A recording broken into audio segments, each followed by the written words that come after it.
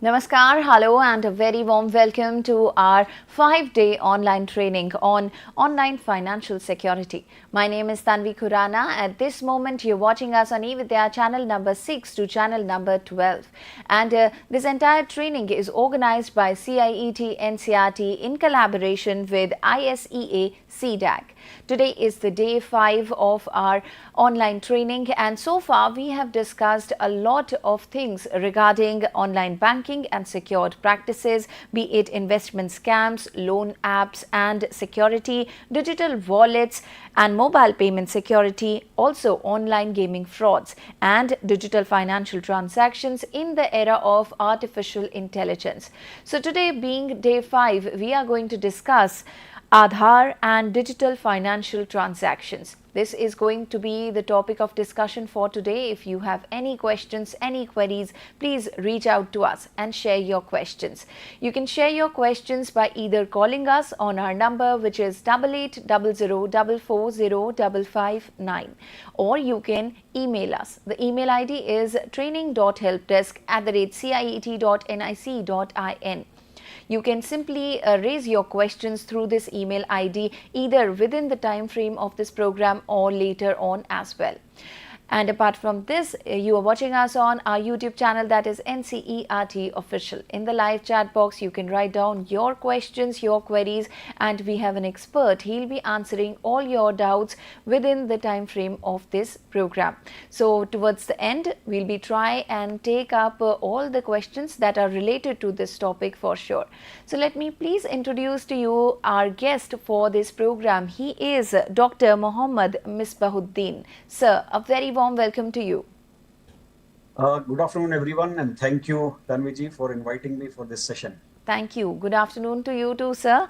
Sir is the Joint Director of ISEA CDAC Hyderabad, and we'll be raising a lot of queries regarding our today's topic, which is Aadhar and digital financial transactions. But before we begin our discussion, let me just tell you that today is the day 5, and on day 5 of our online training, every time we give you a quiz link. After the session, the quiz link will be released and will be given to you. You will have a lot of time to participate in that quiz. If you have not registered or participated in this program, please go ahead and do that. And I'll be explaining the process, how you can do it towards the end. So please watch this entire program and have a lot of patience. If you have not watched the earlier sessions, please watch them on our YouTube channel, that is NCRT Official. For the certificate part, I would request you to please allow us 30-day time for preparing those certificates. So while filling up your forms, while registering yourself, please make sure that you're putting the right information on it. The spellings of your name and each and everything you're putting should be correct. And also, there will be a lot to tell you regarding the quiz as well towards the end. Before that, also one more thing, there is no attendance link. You don't have to mark your attendance anywhere. Simply write down your questions in the chat box and nothing else. Before we begin, an important announcement is also there, that is regarding India's G20 presidency. We are extremely proud of the fact that India assumed G20 presidency and would convene the G20 Leaders Summit for the first time in the country this year, that is 2023. A nation deeply committed to democracy and multilateralism, India's G20 presidency would be a watershed moment in her history, as it seeks to play an important role by finding global pragmatic solutions for the well-being of all, and in doing so manifest its true spirit of Vasudhaiva Kutumbakam. Or should I say, the world is one family. Vasudhaiva Kutumbakam also translates to one earth, one family, one future, and that is exactly the theme of this year's India's G20 presidency. Let's begin this conversation. Let me ask sir, what do we have in store for all our viewers? What is it that we are going to discuss in this conversation? Sir. Yeah, today in my session, I'll start with the basics of threats and attacks that are possible on our financial transactions as well as overall in general on internet-based applications, number one. And then I'll go and talk about Aadhar-based security, because many of the people still don't trust the Aadhar security. Okay, many of the people think that Aadhar is insecure. That particular myth, I want to bust it today. And then I'll talk about the UPI. Basically, I'm trying to talk about how it works. I'll show the examples also. And then I'll also talk about the backbone through the internet security. There is one backbone that is called as public infrastructure. How this PKI strengthens our digital financial transactions as well as Aadhar. Shall I proceed now? Yes, sir. Yeah, thank you very much. So I'll begin with the little bit 2 years old data that we have. Just wanted to show where we are moving now. Okay, from digital transactions point of view, uh, which requires you to have internet, which requires you to have mobile and gadgets and devices. If you look at already 91.6% of the users, they are using messengers. Almost 90% are using social networking apps and all that. So this is the data that is given here, and this is the authentic data which is provided by Hootsuite. Now, if you come to the next, part of the data here, the most surprising aspect why we are fearing about our digital financial security is because the hackers, they are getting a lot of benefits out of the attacks that they are carrying out on the systems, on the applications, or on the mobiles of those users who do not know about the security. Okay, so but they are still using mobiles, they are using their applications through systems, internet-based applications to do the travel. If you look at up to January 2021, in the year 2020, Indians have spent $35.18 billion, which is a huge amount. $35.18 billion just on travel, mobility, accommodation, and all. And then fashion and beauty, clothing, and all, $13.16 billion. Electronics and physical media, $14.85 billion. If you look at this, I mean, billions of dollars are being spent by the Indians who are relying on the mobile apps, who are relying on your e-commerce or m-commerce applications, and who are relying on internet banking for completing their financial transactions. But one thing which we need to remember is, when we are doing it, it is very good. It is a sign of a developing economy as well as a developing nation. But one important thing which we need to be aware is that we need to be aware of the attacks and the threats that happens across the globe in cyber world. Cyber world is one where we are using the applications which are connected to internet. Now, the first attack, or the first kind of threat which I am going to discuss today, is called as attack on confidentiality. What do you mean by confidentiality? When I'm sending a message to you, that message should be received by the receiver without any third person knowing about that message. Okay, if that particular confidentiality is maintained over the internet channel, and please remember that internet channel is insecure. Okay, because there is no security by default provided. You need, if you want security as an organization or as a web-based application provider, then you have to provide external security to it. So here, if you look at, if the message is to be confidential, then you have to apply security mechanisms. Suppose if a third party is there, generally we call it as eavesdropper, or in general sense it is called as hacker. If a hacker is there and if he hacks your website and if he is able to read the message that is being transmitted from a person A to person B, then that particular activity is called as attack on confidentiality. Now the question comes, when I'm doing a transaction, when I'm making a payment from my Google Pay to someone else's Phone Pay or Google Pay or Paytm, my messages, are they transmitting between these two mobiles or between these two apps securely or not? That is where the confidentiality comes. If the attack is there on confidentiality, then the criminals or the attackers or the hackers will come to know what amount you are transacting, and all those details they'll come to know. Okay, that is where these attacks are tried by the attackers. I'll tell you when we talk about UPI how it can be protected. Okay, another example of attacks on confidentiality is given here. wherein a person A is sending a message to person B, but a person who is called as hacker, who is here represented in a red background. So this hacker will intercept your data, read your data, modify it, and forwards it to the receiver. This is also possible on internet. And this type of attack on confidentiality is called as data theft.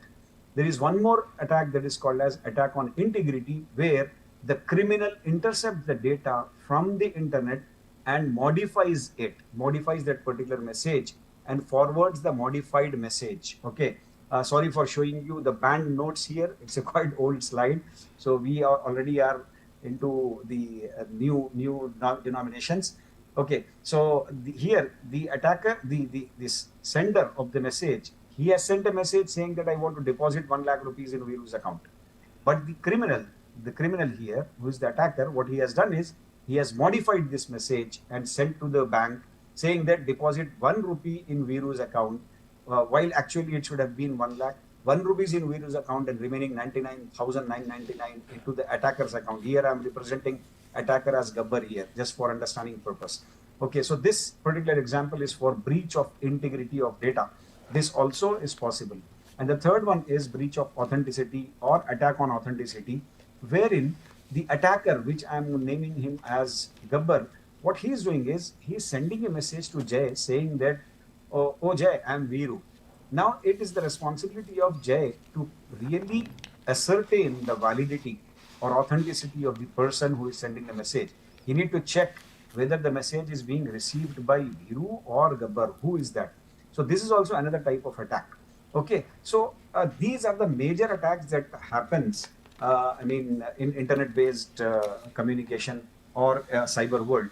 Now, keeping these attacks in mind, let us talk about the electronic world, wherein we already have got Aadhar, we already have got UPI, we have been doing the transactions using internet banking.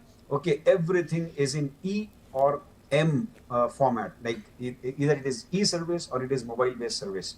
So in that scenario, where we are from the financial point of view, from the Aadhar point of view, when I speak to many of the people, they are very much scared about Aadhar. They say that Aadhar is insecure because Aadhar has only one single server, and if that one single server, wherein around 140 crore of Indian residents' data is there, if that is hacked, then what will happen to our data? All those concerns people have, because I have interacted, at many places with the users.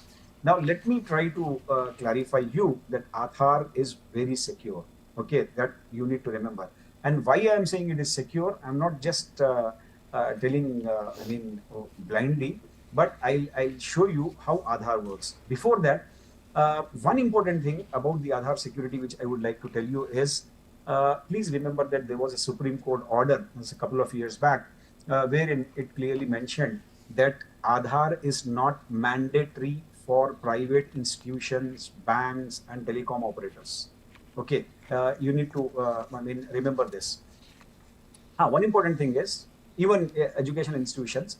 But one important thing is, if my child is eligible for a scholarship or for a government scheme or a government scholarship, and for availing that scholarship, if the government organization wants the Aadhar to be collected, then in that case you have to give to the child's school.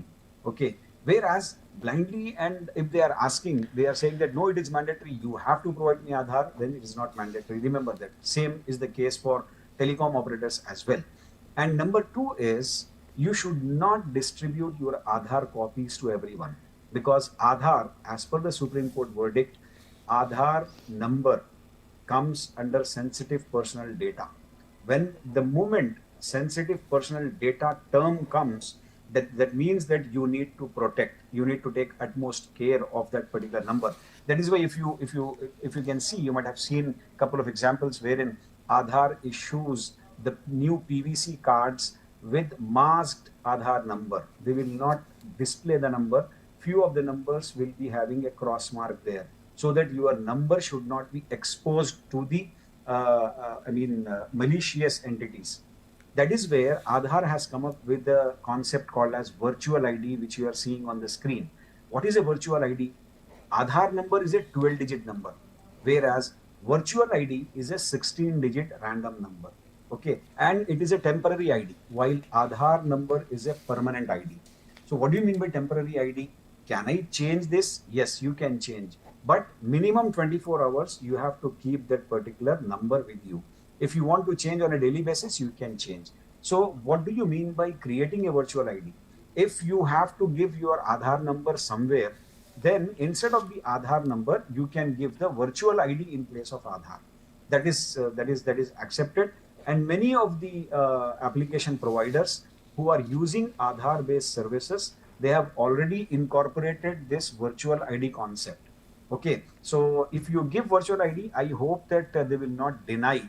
So they will take your virtual ID as well. So this will protect you from exposing your Aadhaar number to somebody else, which you feel that sharing is not okay. Okay, okay, good. You go and create your virtual ID. So just go to uidi.gov.in,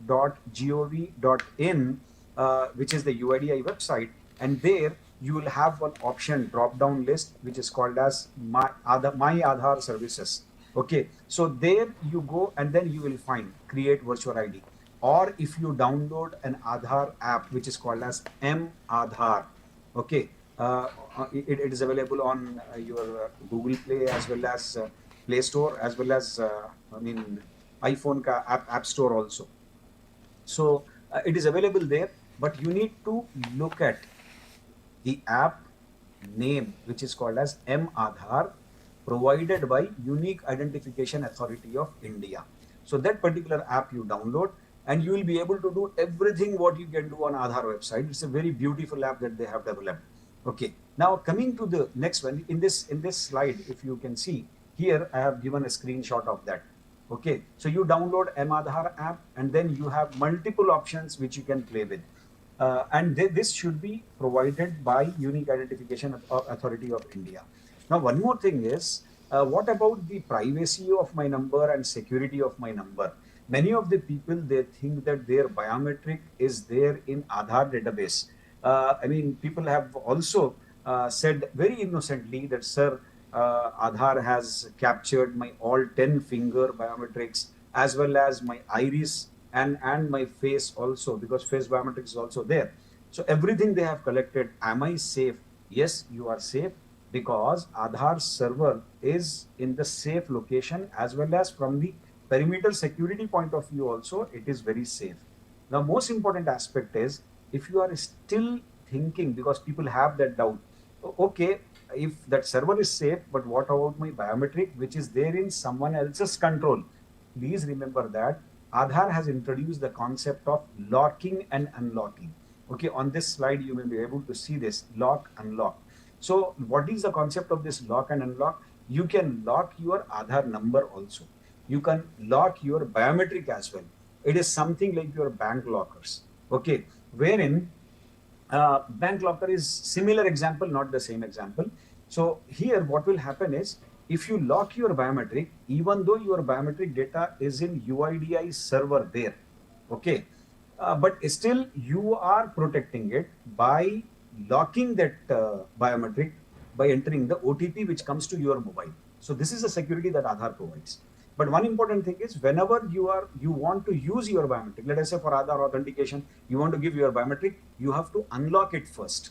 And when you unlock, Aadhaar has given a very beautiful feature wherein that unlock timing will be only for 8 minutes, 9 minutes, 10 minutes, or 15 minutes. Suppose if you forget to lock it again after unlocking, then automatically it will get unlocked, it will get logged after 10 minutes or 15 minutes. Okay, so these are the security features that are added by Aadhaar to protect their users' Aadhaar number, as well as the biometric. Apart from that, OTP.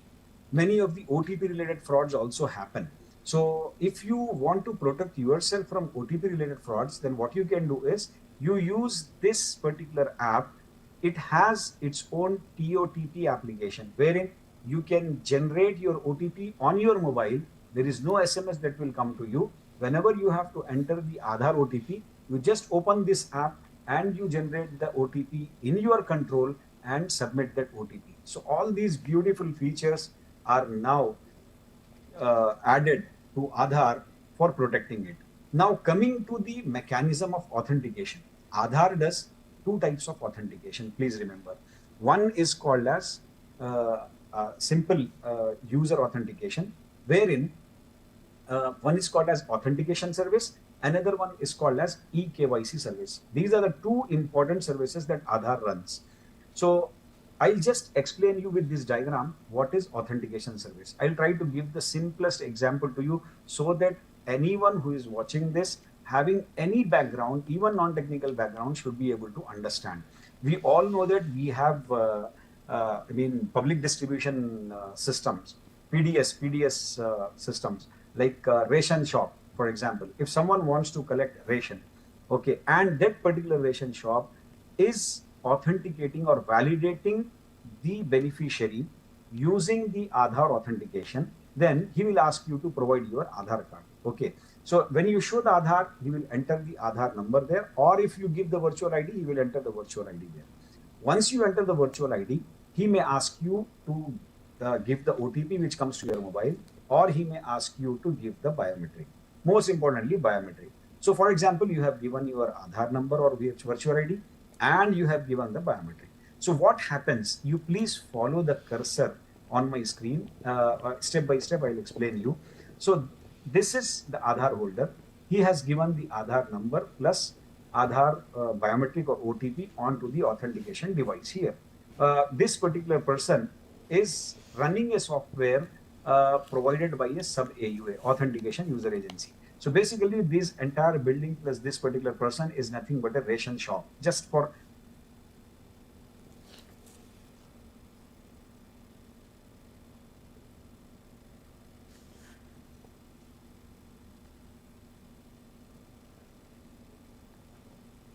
Okay, like sir is explaining about the security of Aadhar, that the Aadhar number is a private number, and how for online transactions it is safe to use. Do not go by any rumors and do not feel that it is unsafe, because it is most safe. Sir, can you hear me? Okay, seems like there's a technical glitch, but we'll be talking to sir regarding the same very soon once again. But let me tell you that this is our online trainings for last day, that is the 5th day, where we are discussing the safety of Aadhar and also the digital financial transactions related to Aadhar. So for so many updations, for KYC update, we have to upload the copy of Aadhar card, which is totally safe. Never ever think that this is unsafe. That is what sir is trying to explain here. I also have a query regarding the Aadhar and the mobile number attachment. So we will ask sir about the same. But before that, let me just tell you that if you have purchased the NCERT textbooks for now, then if you haven't, then please go ahead and purchase those textbooks. You can simply go to the sales counter from 9:30 to 6 p.m. They are open and they are located in New Delhi, Ahmedabad, Bangalore, Kolkata and Guwahati. So I'll be telling you more about the NCERT textbooks and how to purchase them. But before that, let's just go back to where we stopped. Aadhar and its digital financial transactions. So, would you like to continue thank you, and, from where sorry we left? for the interruption. Yeah. That there was a technical glitch. Anyhow, so what I was talking about was giving an example of a ration shop. So let us say I went there, I have given my Aadhar plus my biometric. So my biometric will be captured, and this biometric will be forwarded to an agency which is called as authentication user agency. Now from here, a data packet will be formed, and this data will be forwarded to ASA, Authentication Service Agency. I hope you are able to see the screen, and I'm moving my cursor. Okay, so this Authentication Service Agency is an identified agency by Unique Identification Authority of India. What it does is it sends your data through lease line connectivity to the Aadhar server. Please remember that Aadhar server is very much protected. I'll give you one simple example. Suppose if you want to meet the chief minister of a state or the prime minister of the country, do you think that every person can easily go walk in the office and meet? No, it is not so easy. you need to follow a protocol. After following that protocol only, you will be able to reach that person. Okay, exact, because multi-layered security will be there. Similarly, in Aadhar authentication also, there is a multi-layered security that is implemented. Okay, so the connection between the ASA, Authentication Service Agency, and the Aadhar server is nothing but the lease line connectivity. Lease line connectivity means direct cable to cable connectivity will be there. It is not internet in air kind of a connectivity. That we need to remember. From beyond this ASA, no one can come. So please rest assured, remember that our Aadhar data, which is stored in UIDI and the central server, is secure and safe, and it is protected by various security algorithms and security mechanisms. Okay, and I have already told you about the virtual ID as well as locking Aadhar, locking biometric and all. Let me go to the next topic on internet banking and UPI. Okay. Now, how do you do internet banking? Generally, we go and type the banking website URL. Let us say I am giving the example of SBI because I have an account. So onlinesbi.sbi, that is a new domain name that they have. So what I do after that, first of all, if I want to buy something from Amazon or Flipkart or any other e-commerce application, okay, I select a product or service, and then once I have finalized, I have chosen the item, then I want to make the payment. So now I have selected the payment as internet banking. Now it will ask me which particular bank you have an account. So I have selected a particular bank ABC. Okay. Once I selected that, now my request here in this example, we are showing ICICI Bank here.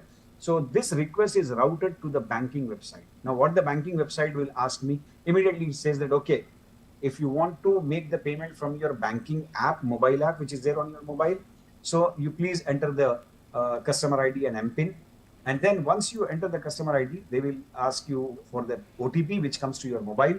You enter the OTP and then select the account and confirm the payment, and the payment is confirmed. The payment, the amount is deducted from the account, and it goes to the vendor. Okay, this is what is the process.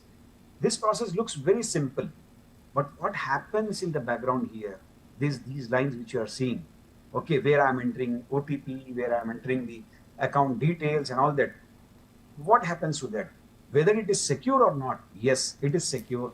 The main backbone of all these transactions are nothing but public key infrastructure, digital certificate based security.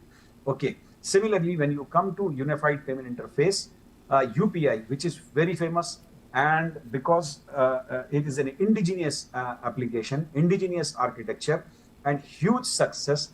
Now India has started giving this particular technology to other countries as well. Now other countries are also starting the UPI based payments. Okay, that is very good sign of a developing nation. Okay, so now in UPI based payments, there are two types of payments that are there. One is called as push payment, which you are seeing here on the screen. Okay, another one is called as a pull payment that we will discuss after this slide.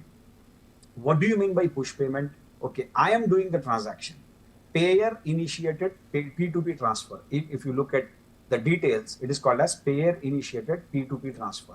So basically, I have initiated, I want to transfer an amount to you. So I have initiated this. So what I'll do, I have my mobile app. Okay, let us say Google Pay or Phone Pay or Paytm or Razor Pay, whatever it may be. I have just opened it, and then I will enter either the phone number of a person to whom I want to send, or from my contact, if something is there, I'll give that amount.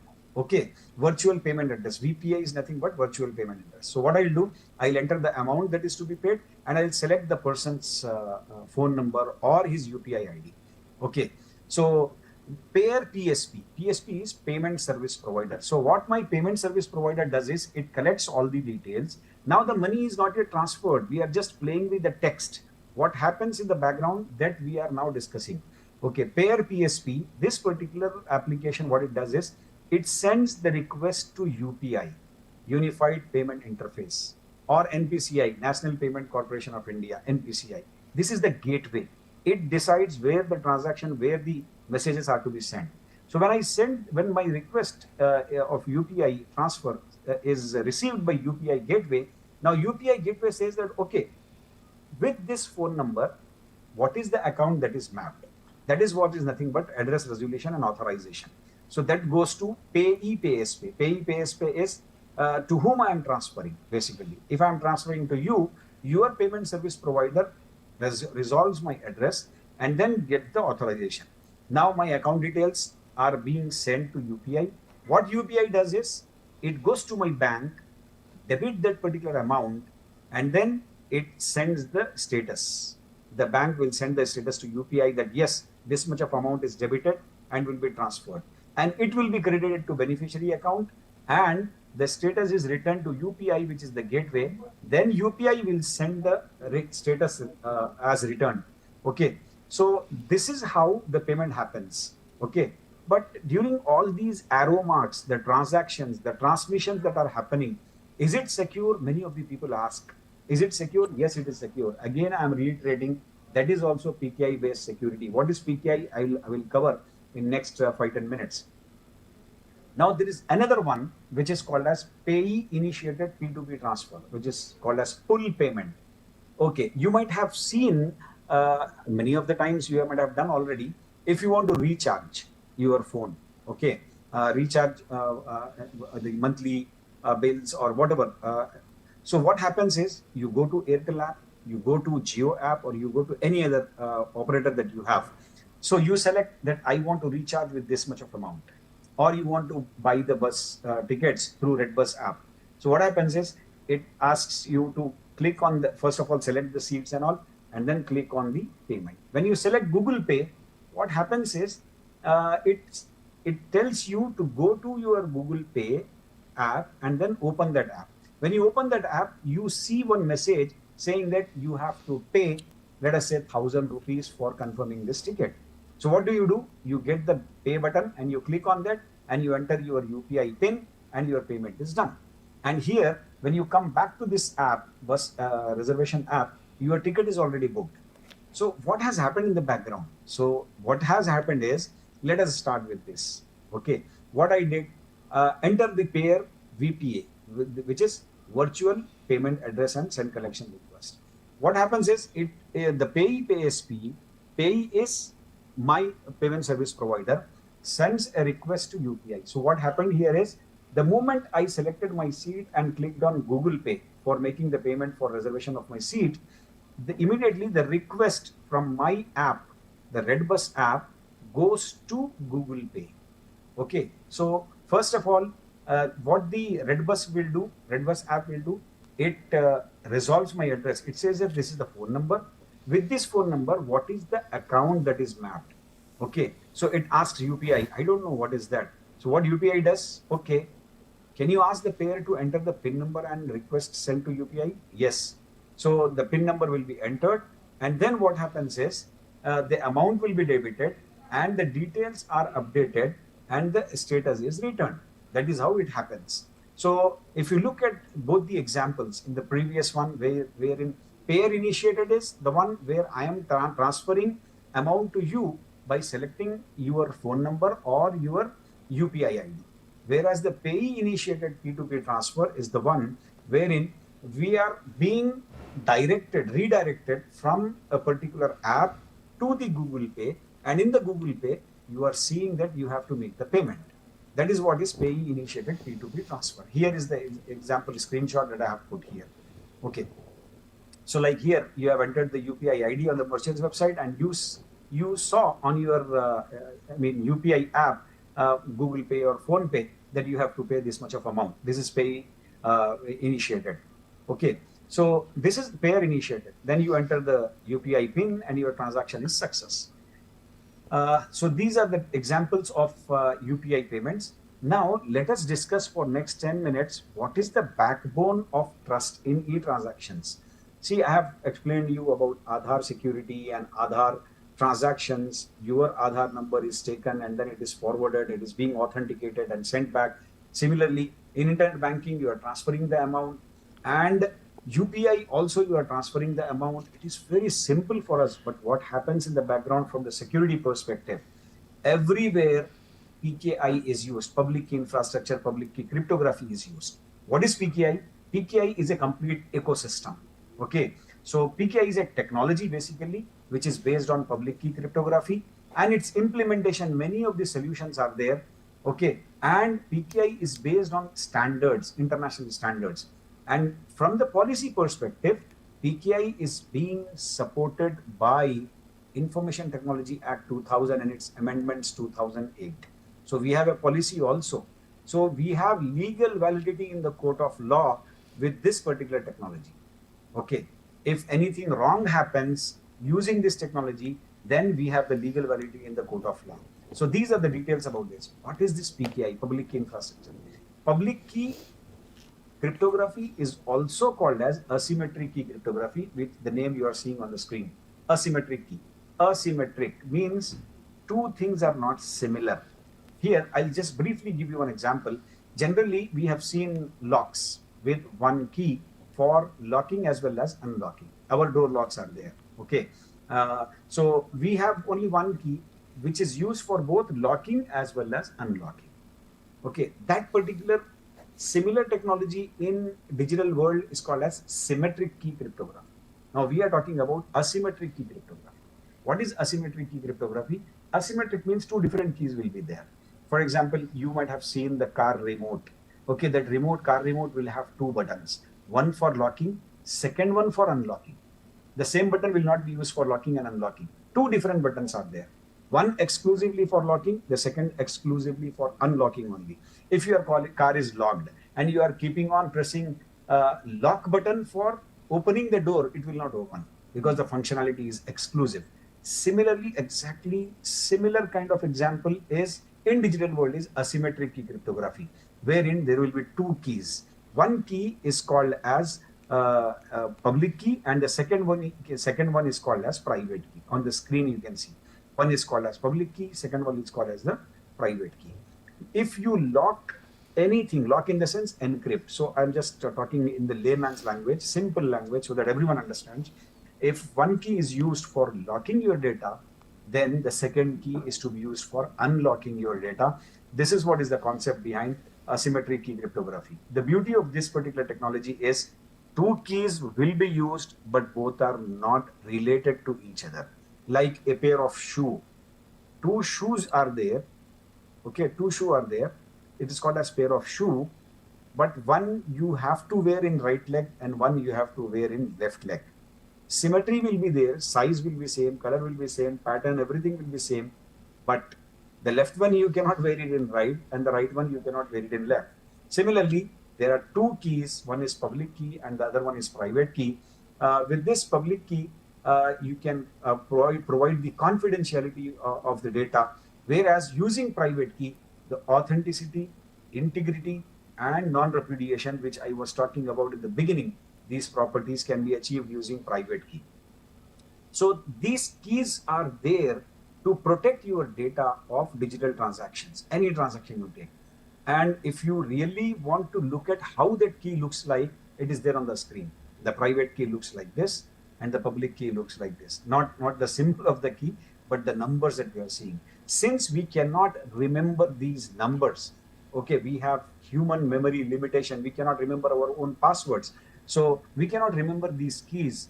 So what will happen is these keys are kept in an electronic file. For example, right now, I am giving a presentation to you and my content is kept in a PPT file, presentation file called as .ppt.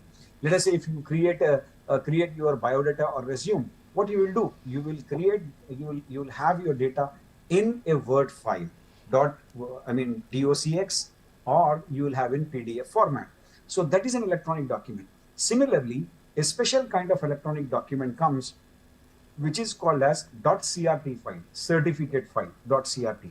Okay, in that certificate file, this public key certificate will be there. Okay, so that particular file is called as digital signature certificate, DSC. Okay, so if you want to digitally sign a data, you need to use your private key. If you want to verify my digital signature, I will give you public key and you can verify my digital signature. Okay, now these digital certificates, this public key and private key, and this public key certificate, who issues to me? So there is an entity in India which is called as CCA, controller of certifying authorities. It is a Ministry of Electronics and IT Government of India body. On the screen, I am showing it. So CCA, Controller of Certifying Authority, Government of India. The operations that they run are called as RCAI, Route Certifying Authority of India. Okay. So what they do is they give licenses to many of the certifying authorities, CAs. Okay. These CAs issue the licenses or digital certificates to the subscribers, we the users. Okay. Now, one example of the certificate is shown here. Okay, my friend is there, whose name is Balaji Rajendran. He got the certificate from a CA called as Capricorn CA, Certifying Authority. Now, this certifying authority, who made him eligible or who allowed him to issue the certificate to me is the CCA, Controller of Certifying Authority, Government of India. Okay, so now I'll just show you one example. Okay, uh, with online SBI.SBI. Okay, so generally we are doing the transactions online. Okay, and many of the people still fear using the internet banking because they say that we don't know if any attack happens on the website, what will happen to my my money which is stored in the bank, which is actually kept in bank. So you just need to look at, please remember this very important demo I am showing you.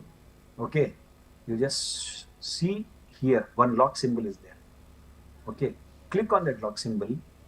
Here it is giving you some confidence, saying that connection secure. That means this is secure website. It is running on a protocol that is called as SSL or TLS. Presently we are using TLS. Earlier SSL was used. So SSL full form is Secure Socket Layer. TLS is Transport Layer Security. And the present version that the world is using is called as TLS 1.3. What do you mean by a protocol? The protocol simply tells you the rules, the step-by-step procedure, how to protect this website. Okay, so that is TLS 1.3 we are using, TLS 1.3. Now, what happens here is this TLS makes your HTTP website, which is an insecure website, to HTTPS. Okay, so here it is saying connection is secure. Okay, one more thing, certificate issued to State Bank of India. Okay, clearly it is mentioning. Now click on this. Now you see here, State Bank of India. Where this State Bank of India is there?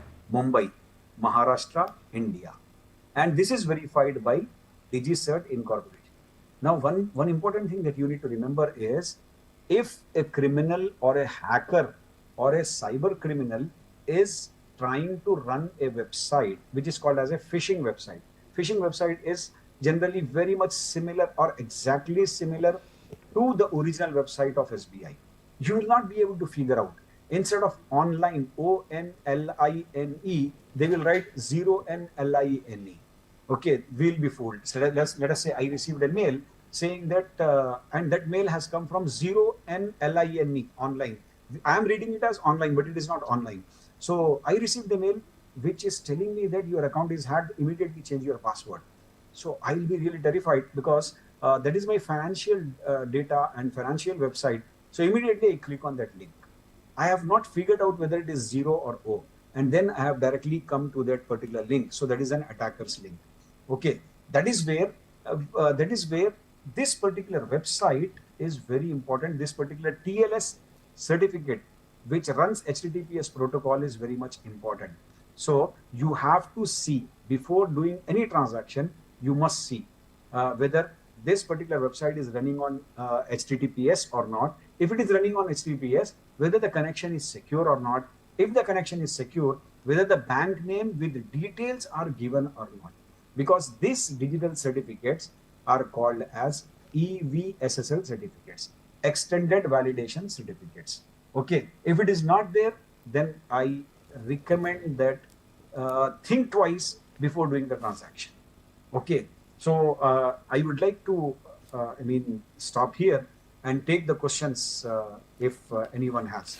Yes, sir. We definitely have a few questions.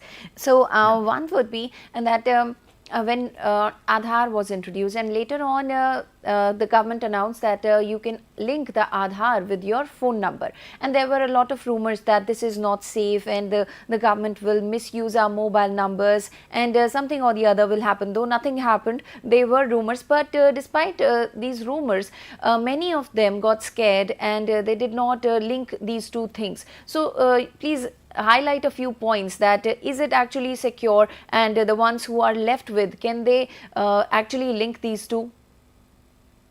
Aadhaar number, see, there are two things. One is linking Aadhaar number with mobile number, linking Aadhaar with bank accounts, and linking Aadhaar with PAN. Linking Aadhaar with PAN, mandatory. Yes, you have to do, because I mean, our what is it? Taxes are being evaluated there. Linking Aadhaar with bank, in many cases it is mandatory, because a large population is still getting benefit out of various welfare schemes, including the subsidy on cylinders. Okay, so if the government has to make the payment or reimbursement on the subsidy, then they have to have the Aadhaar number, because they want to know where actually my the scheme amount has gone. Now, coming to linking Aadhaar with mobile, as far as my knowledge goes, what I read is Supreme Court has given a verdict that it is not mandatory to link Aadhaar with mobile number. Okay, it is not mandatory. Generally, if you go to a mobile operator store, I don't want to name anyone, they say that, sir, give your Aadhaar number, and people will immediately give. Okay, if you just say that, okay, apart from Aadhaar, can I give any other identity document? They will say yes. They will say yes. Okay. So, because mobile operators are mostly, they are private entities, and as per the Supreme Court verdict goes, the private entities are not entitled to make Aadhaar mandatory for doing the transactions.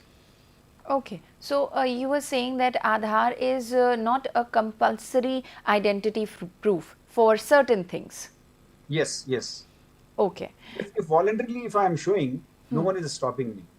Okay, but if some private entity is saying that no, it is mandatory, then I can question why. Let us say my school children, they have come, they have said to me that please give our Aadhaar number because the school wants. And if my child's school is private, I will first see why they want to link Aadhaar with my child's roll number. Because nowadays, what the government of Karnataka or other governments, they have come up with is a complete school management systems, wherein the entire record they are maintaining with Aadhaar number. In that case, I will give it to them. Suppose if they are not linking it with, simply they want to keep the data with them, then it is not allowed. I just want to collect the data, Aadhaar number and their details of Aadhaar holders, then it is not allowed. If I'm linking it with any government scheme or anything which is related to government, then it is okay. So common people have the right to say no to private entities that they don't want to share their Aadhaar number. Yes, yes, they have the right to say no for certain things wherein they are not getting any benefit or welfare from the government related schemes. Okay. So if a private entity is mandatorily saying that no, you have to give, then only I will give the SIM card. I'm just giving the example of telecom operator. Then no, they cannot say that actually. And I have all the right to say no. If in case any telecom operator insists to give on the Aadhaar number only, then is there any complaint number where the common people can report and register this matter with? They are actually going against the verdict of Supreme Court. Okay. So can they report to cyber cell or any other particular number? Yes. Yeah. Cybercrime cell, they can report. Okay. Okay. So we don't have, yes. Yeah, sorry. Just I want to continue my reply. Yeah. But what I have seen in multiple places, including banks as well as many other places, I don't want to name that. When I said I cannot give you Aadhaar, is it okay if I give any other identity? They said okay. One or two times, few of the people, they insisted, but I said, please tell me what is the usage. Are you going to link it with something where I am getting benefited through government scheme? They said no. Then is it okay? They said then they agreed to it.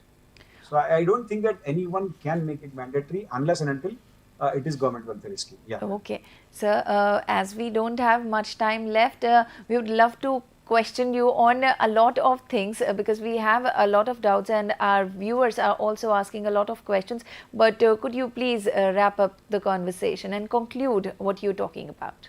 Yeah, sure. I just would like to conclude with a couple of bullet points. Number one, don't be scared about Aadhar. Aadhar is very secure. Number one.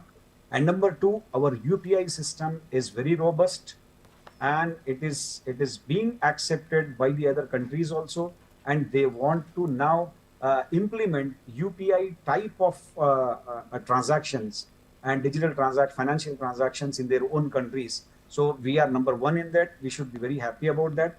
And number three is about our internet banking and the public key infrastructure, which is the backbone technology for securing all our digital and financial transactions. We are at a very good place from legal perspective as well. Thank you very much. Thank you. Thank you so much, sir. There were many myths and many misconceptions that you have cleared right now. And one last thing I wanted to ask. So, common people, do they need to know that how important Aadhar is and one should not share the Aadhar number with any or every private entity? I strongly believe that they should know, because many of the times it happened that Aadhar, after sharing the Aadhar number, a couple of cyber crimes happened, and it is recorded also. And it is recorded as part of NCRB, National Crime Records Bureau crimes also. So, common people must be aware. We should create awareness about how Aadhar is to be used. Okay, thank you. Thank you so much, sir, for being a part of this program. And it was wonderful having you. Each and every detail you gave was not just relevant but necessary as well. Thank you so much. Thank you very much. Thank you for giving me opportunity to speak. Yeah, thank you. Thank you. Thank you to all the viewers as well for being a part of this program. We could see that there were many questions regarding Aadhar and sir tried to answer each and every query. So if you will watch the entire program once again, I really hope that you will get the answers of all your queries. So for now, we are wrapping up this program, but not before showing you the quiz link which has been uploaded on the website. So let me just show you how you can go through the entire training details. All you have to do is open any browser and type CIET on it. So once you type CIET on it, the home page will open. This is the home page you can see, and the menu bar also you can browse. Once you click on the events section, there are multiple options. The third last option is workshop/training. Please click on it. Once you do, another page will open. Scroll it a little, and in the current activities section, you can see the online training on online financial security, which is the current online training going on. Please click on it. Once you do, this is another page, and these are the details of this entire online training. The schedule has been mentioned. Why is it so? Why are we conducting it? The objectives, who all can participate, and the schedule in detail, even about the experts, their names, their designations have been mentioned, the details, who gets the credit for this entire training, and here comes the QR code. So once you scan this QR code, a form will open, and just click on it. Fill in the details. Please make sure that you are filing the correct information. The spellings of your name and details should be correct. Or you can simply click on this link. Another form will open. Fill the details and you will be registered. The confirmation message for registration will be received on your number itself. Here is the quiz link. As you can see, this has been uploaded. You have a lot of time. You have time till 1st of September 2023 by 6 p.m. Almost a month you have. Please go ahead and take part in this quiz. If you score more than 70% in this quiz, you will be awarded the participation certificate. Let me please clarify, the certificate can be easily downloaded on this same platform. Once you make sure that you are secured with 70% marks, you can download the certificate then and there, or the certificate will also be sent on your respective email IDs. So please have some patience. If you don't receive the certificate then and there itself, it is taking some time. So have some patience for around 30 days. It will take some time from our end to prepare those certificates. Otherwise, you can simply download it from here itself. This is the link where you can watch all the 5 sessions in continuation, day 1 to day 5. This training started on 31st of July and today is the last day, which is 4th of August. So a 5-hour training you can watch through this link. This is the link of our YouTube channel NCERT Official. Lastly, let me just tell you that this is the feedback link. Please send your feedbacks, any suggestions, any advices, any upcoming topics you want us to discuss, or simply scan this QR code and send us your feedback. Lastly, the email ID is specific training.helpdesk@ciet.nic.in. These are all the details regarding the online training which is going on. Please go ahead and attempt this quiz. All the very best to all of you who are trying to attempt it. Thank you so much once again, and I really hope that you had a great time. So for now, we are wrapping up our training here, but soon we'll be come back again. For now, let me just give you some information regarding the upcoming session, which is Sahyog, Guidance for Mental Well-being of the Children. And the topic of discussion is going to be empowering success through intention. Keep your questions ready and share them with us. Before leaving, just want to remind you once again that NCERT textbooks, they are available throughout the country for this new academic session 2023-2024. So you can either download the PDF versions or go to the sales counter or order through the website, which is ncertbooks.ncert.gov.in. All the very best. Please purchase those books as soon as you can. I'm Tanvi Khurana. I'll take a leave of you. Have a great day ahead. Stay healthy. Stay happy. Namaskar.